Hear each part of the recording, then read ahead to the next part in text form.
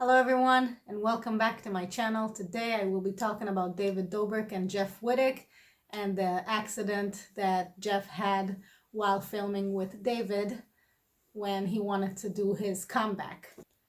David did not talk about this. Jeff was the only one that basically went on the platform and exposed David and talked about the whole situation.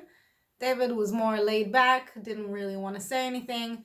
And now David came out with the discussing the accident video.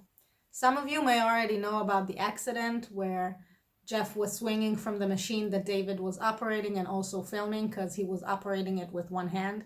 And eventually David stopped swinging and Jeff collided with the machine, fell to the water and got hurt, and that's why he needed so many surgeries.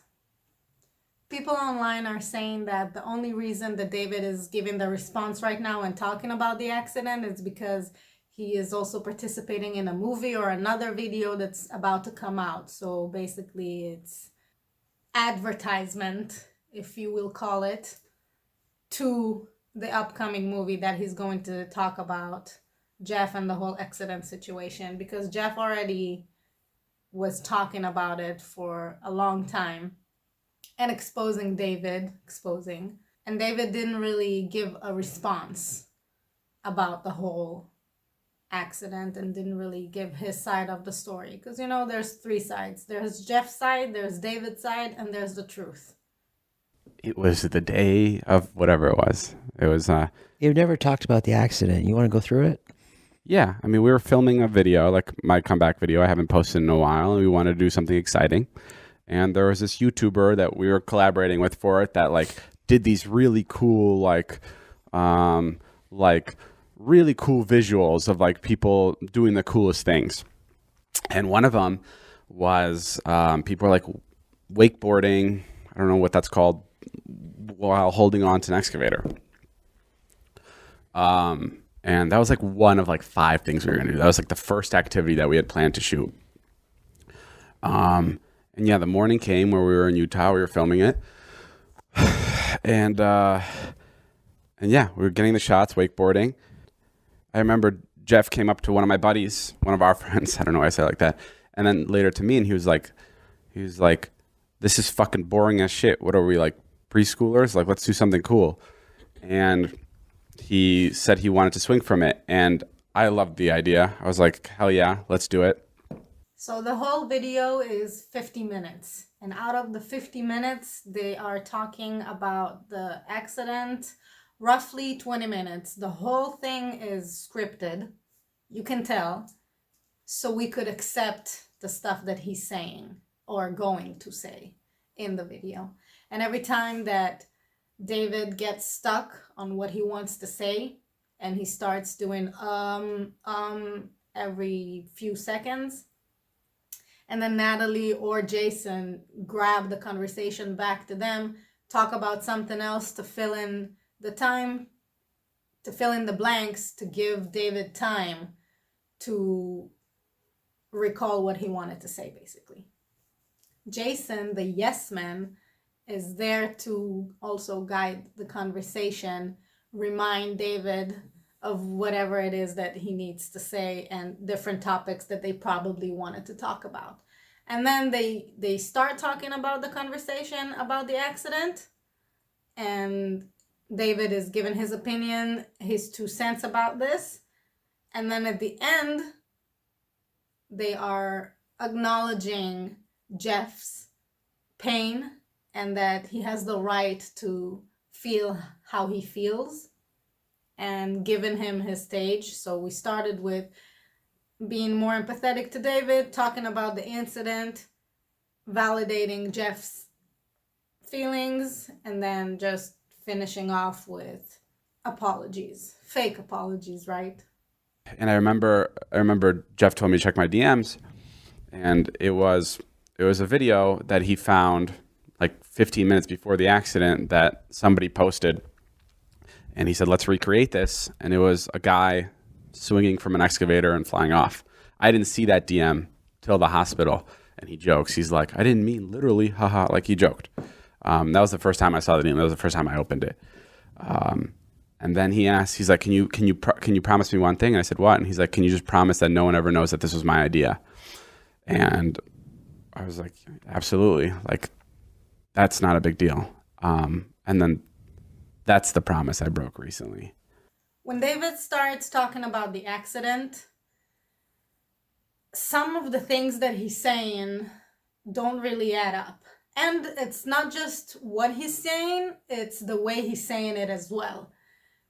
It's the trying to recall and like trying to see which information he wants to give us, basically, because it's not gonna be that hard to remember if it was such a horrible accident and it affected you this much and you wanted to be there for him and you paid for his surgeries, allegedly. That can be proven as well, right? But how can you not remember or start stuttering? It's not that he doesn't remember. He just chooses which parts he wants us to see or to know. And then he starts talking by saying that they were in the water, they were shooting the video, and Jeff came to David and told him, oh, this is boring, and I want to swing off of it. And David says, of course, I thought it was a great idea. And then when the accident happened, he says that Jeff told him, well, I didn't mean it literally. And then he spoke about the video that Jeff sent him 15 minutes before the accident happened, with a guy also swinging from a machine, from the escalator, the same thing, and it seemed cool.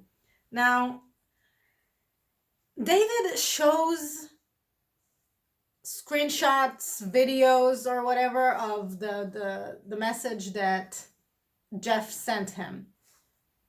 But I don't believe the narrative that he's trying to say that he only saw this video after the accident, because that fact does not matter if he saw it before or after. Why? Because if you go back in the video, he says, Jeff came up to me and said, oh, this is boring, I want to swing off of it. And I said, it's a great idea. It's not that he didn't see the video and then did the stunt and then only saw the video after the accident. It makes no sense. It just makes no sense.